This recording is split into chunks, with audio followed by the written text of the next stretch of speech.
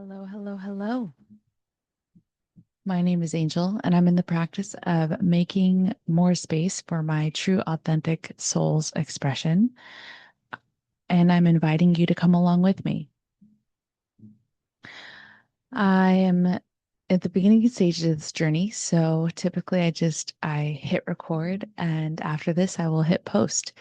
I don't know what I'm going to talk about.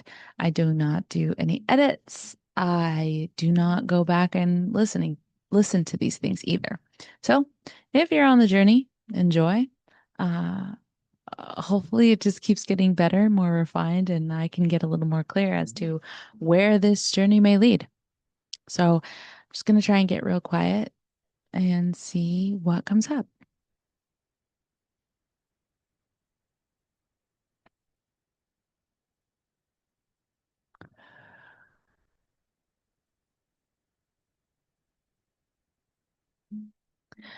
So I just had a really great coaching session. And one of the key things that we both walked away with was the fact that,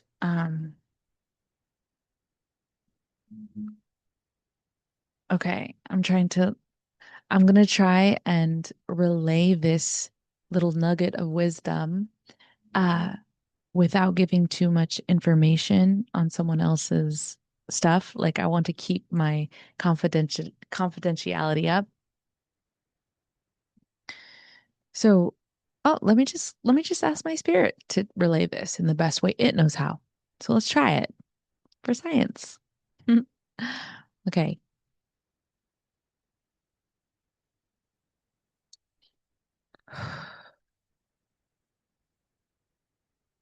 Whoa. Okay. When there's disconnection, miscommunication, or lack of compassion between us and others, it's not personal, it's vibrational. What do we mean by that? It's not an attack on your character. And in fact, when we think about how children get projected on from unhealed environments and the people in them, the child has no choice to think that they are the problem. Without the proper guidance to create a level of understanding as to what's going on around the child, they have no choice but to think they are the problem. If no one is telling them otherwise, then is it not human nature to internalize these things and create stories and thus identities that will have you believing in your unlovability, unworthiness?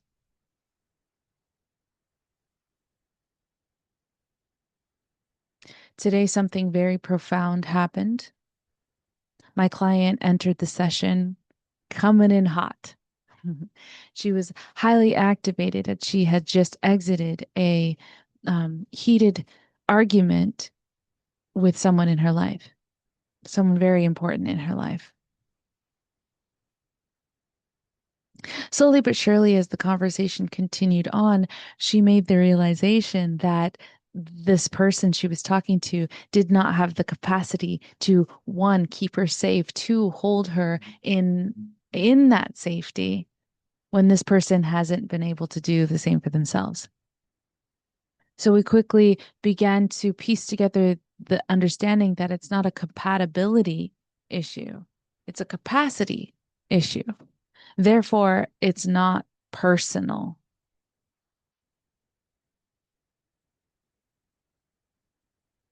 I just want to sit in that for a second in case that had the level of aha for you as it did for both she and I.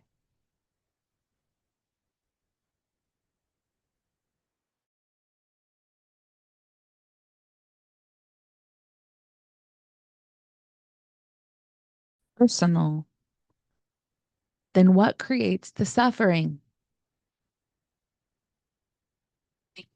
Threw out some options, explored a little, and for sure, all of what we are discussing here today is going to look, feel, sound, and manifest in different ways for everyone and their lives due to different human experiences, different perceptions, different ways of walking the earth, different differences.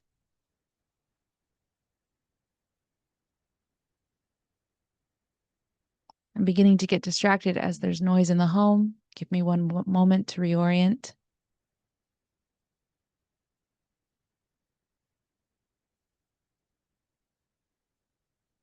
Apologies. I think I'm gonna need a studio. Yeah. Who wants me to get a studio? Mm, mm, mm, mm, mm, mm. Um, so what creates the suffering if it is in fact not personal? One could offer that it's the stories we tell ourselves around the disconnect, the discourse, and the frustration that creates the suffering. When we believe something is personal, we wrap our self-worth, our identity, who we are, into what is happening. Oh, I'm not good enough for you to make a change. Oh, you don't love me enough to hear me. You care more about the way you are perceived than the way that you made me feel. Who's heard some of these stories before or experienced some of these things before when you're in a challenging spot with somebody else, thus leaving you feeling unseen, unheard, misunderstood, and more disconnected? When my client came in, she was in full throttle rage because this wasn't the first time that she had felt this way by this person. It was a compounded thing from her whole life. You see, you cannot have an abusive relationship with one parent without having a passive parent.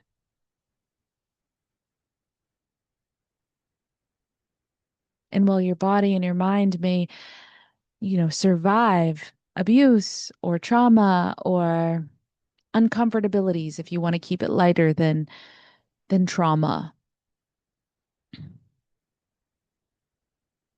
there is a pain that comes from the passivity of the other parent.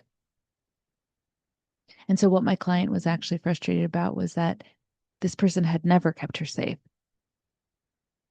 And in today's session, she realizes that one, that person never will, but two, once we transmuted and alchemized, I have a friend who watches all of these, and I know you're watching. So I'm going to ask you, can you help me decide what the difference is between alchemization and transmutation, alchemizing and transmuting energy? I want to know, are they one and the same or are they different? And which one am I trying to use right now when you're going through something extremely uncomfortable and negative, and you are the energy in your body is just full of rage.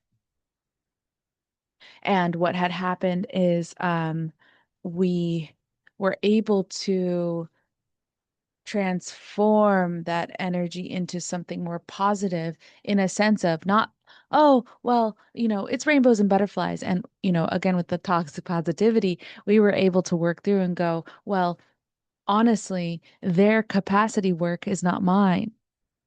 And we were able to take our power back and go inward and decide what is it that is mine? What can I control? Okay, this person never kept me safe, but I can keep me safe now. I smile because she's also enrolled in oh, I don't know if I told you guys this. Oh my gosh. I forget there's like a way to do the YouTube. Like you have an audience, keep them posted in your life. I launched the pilot program, the pilot version of my first ever coaching program. I'm calling it the Grounded Girl era. And essentially the three main pillars that it's based off of is, regulation, detachment, and embodying the identity of you that can hold the dreams and the life that you know you were meant to live and have. So right now we're at the capacity work. So it's a lot of inner child healing, a little inner child awareness and evoking that inner trust and safety. Now, what I find very interesting is a and a symptom of this work, the side effects of this work is you start to become so aware of the external, right? And you can be reactive, right? But when you're doing this work, you're less reactive to the external and you are more empowered internally. So I'm really excited to see where the path opens up for her. We're on week 1. Um, And the girls are doing great. The girls are doing great. And for the record, because I had a really intense conversation this morning, love you, by the way, if you're watching, um, about wounded healers and wounded leaders and wounded teachers. Earlier today, I was thanked for guiding someone to something, to a realization they had made.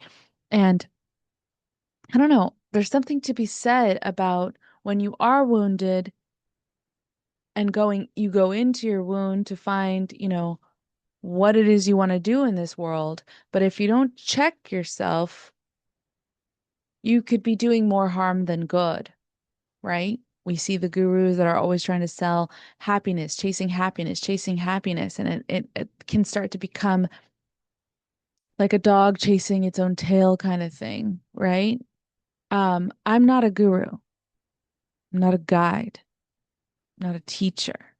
I'm simply here to embody the work that I've done so that I can give you permission to do whatever that is in your own life. If I'm selling anything, if I were to sell anything, I think it would be pathways to self-trust, like pathways to give you the power, not selling you, hey, I have the power and I'm going to make these promises. I'm giving you back your power. I'm hardly even doing anything. I'm just being at this point.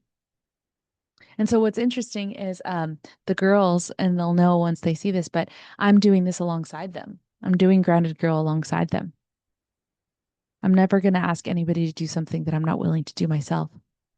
So pretty fascinating stuff here today. Let me get quiet and see if there's anything else that needs to come in.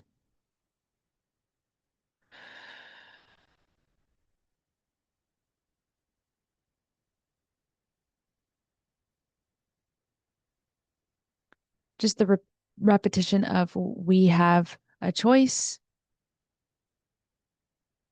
whenever we're activated in that, big fiery momentum. We have a choice. One of the coolest ways and quickest ways to shift momentum is to, one, exert the body. Oh, I see, I see. Okay, so we want to talk a little bit about the mechanics of how you might transform, alchemize. We'll get the definitions. We'll get to the bottom of that. The energy when activated, the mechanics being some of the quickest way to tune into that and start to change it is to exert the body. So whether you're going for walks, you're exercising, you're screaming, you're rage rooming, or even coming into your coaching session and venting, get the energy out of the body, step back, and um, I say my terminology is call your power back to you, but you can easily tune into yourself through the breath, right? We like to go, my favorite thing is to go in for 2 and out for 6.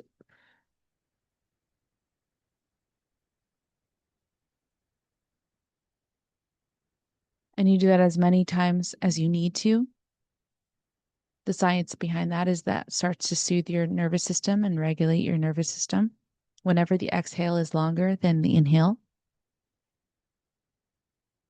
And just feel so and feel into the body.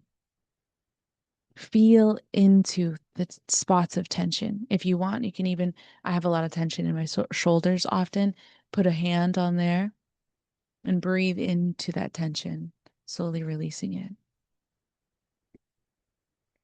So now that we've exerted the body, got the energy out of the body, called back in a little bit of peace and a little bit of, um, oh, the word coming in is freedom, calling in a little bit of freedom. And then start to be intentional. What do I want to feel right now? What is in my control right now? What stories am I telling myself that's evoking this level of suffering? Is that true? What else is true? Does it all need to be solved right this second? What does my inner child need? What does my younger self need? What do I need? Me. And then, as because I am my mom now, because I am my dad now, my caregiver, if you will, what can I do to show up and be there for myself? Now, this isn't about pushing hyper independence. In today's society, we're such an individualistic culture. I don't want to push hyper independence, but regulation from because we are inside out creators, giving us the tools in our artillery to self-soothe so that we can offer up a more aligned, strong, resilient, peaceful, calm versions of ourselves to our community. And if we cannot get there by ourselves, absolutely cannot, then having your people, I love networking, but networking isn't just about having 3,000 contacts in your phone. It's about having people you can call when shit gets hard. I fucking love my community. I I have one of the most I have one of the most beautiful communities. I'm so grateful. Goodness, so grateful. Okay, let me get quiet and see if there's anything else. And then I'll leave you to the rest of your beautiful day. Happy spring, by the way. Happy spring. Oh gosh, it's 3/21, 2026. Happy spring. I'm not an astrological or like that level of woo woo to know like what the stars and the planets are doing. But I do know that if you follow the seasons and because we are one of nature, seeds are to be planted, flowers are in blossoming and blooming.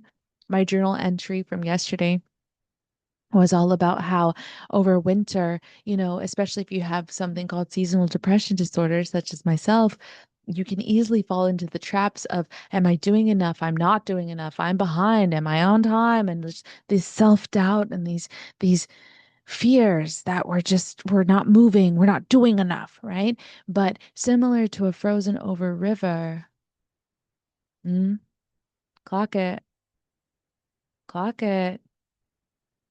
What is it? Oh. Similar to a frozen over river, the current is still raging on underneath. So over winter, when I was really locking in, taking back my power over the seasonal depression, locking in my routines and my eating habits and my energy maintenance.